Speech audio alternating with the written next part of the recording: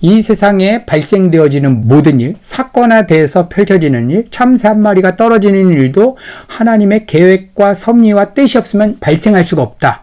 하나님은 선하시고 의로우신데 왜 저렇게 악하고 저렇게 힘든 상황을 왜 허락하시냐? 하나님이 선하시면 왜 천국만 만들면 되지 왜 지옥을 만드냐? 꼬리에 꼬리를 물면 다 이건 거예요. 하나님 탓이네. 결국에서는 마음 안에서의 뿌리가 뭐냐면요, 하나님의 주권을 내가 받아들이지 못하고 있구나. 여기가 뿌리인 거죠.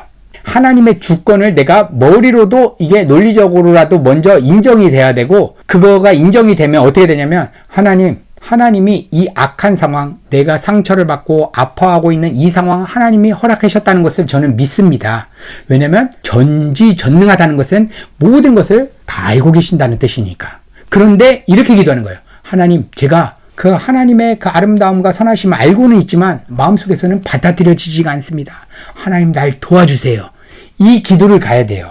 그게 하박국이 그랬어요. 하박국서를 읽어보시면 1장부터 3장밖에 안 되는데 첫 번째는 이렇게 기도하는 거예요. 하나님, 왜 바벨론 사람처럼 저 악한 사람을 들어서 왜 우리나라를 치십니까? 그렇게 기도하다가 뭐라고 했냐면 하나님이 침묵하다가 답을 주시는 거예요. 반드시 내가 이 바벨론을 들어서 너희를 심판할 것이다. 바벨론 사람들도 다 심판할 것이다. 그런데 마지막 기도는 어떻게 바뀌어지냐면 무화과 나뭇잎이 마르고 포도 열매가 없고 감람나무에 소출이 없어도 나 여호와 한 분으로 기뻐하고 즐거워합니다라고 하는 기도로 바뀌어졌어요. 상황은 안 바뀌었어요. 그리고 실제로 하나님의 말씀하신 대로 다 멸망했어요. 지금 우리의 삶으로 따지면 내 가정이 깨지는 거고 내 사업이 깨지는 거고 직장, 앞으로 인생이 망가지는 거예요.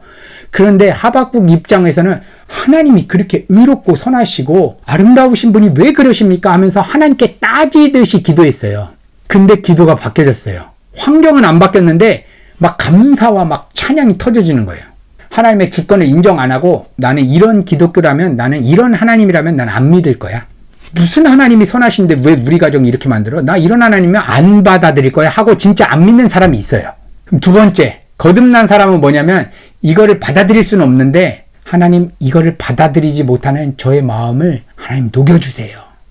우리가 예수님을 나의 주인으로 믿는다는 것은 그분 마음대로 내 인생 다 그분 뜻대로 되기를 바랍니다라고 하는 의미거든요. 주인은 모든 생각과 판단하고 결정하고 다 이끌어가세요. 우리는 그리스도의 종이라고 하잖아요. 노예. 아버지와 아들과의 관계로도 성경에서 얘기하고 주인과 종의 관계도 얘기해요. 그런데 여기에서는 아버지와 아들과의 관계는 창조주와 피조물의 관계예요.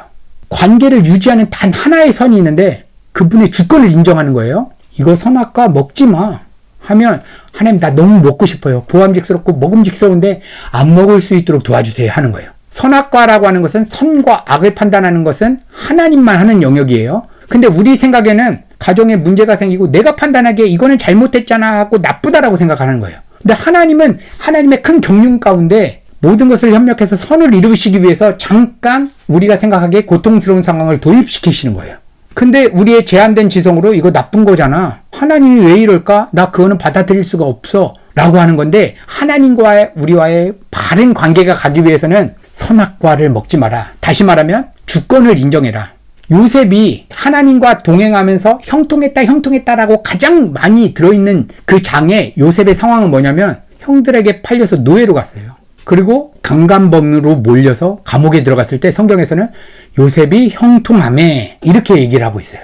그러니까 요셉이 인정했던 건 뭐냐면, 노예로 팔리고 억울하게 강간범으로 되는 것은 나쁜 것이 아니다.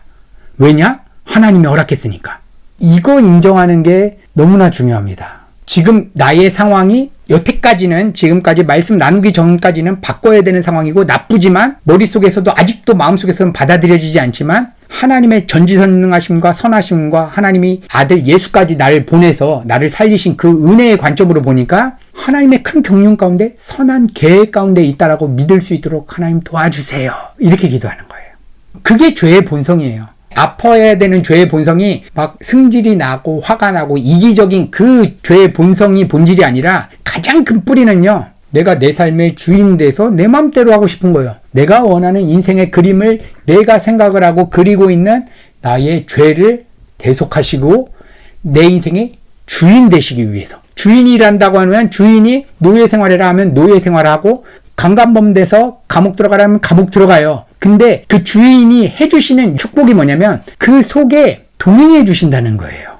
창조주가 지금 내 안에 함께 하신다고 하는 사실이 정말 믿어지면 다른 거는 문제가 되지 않는 거죠.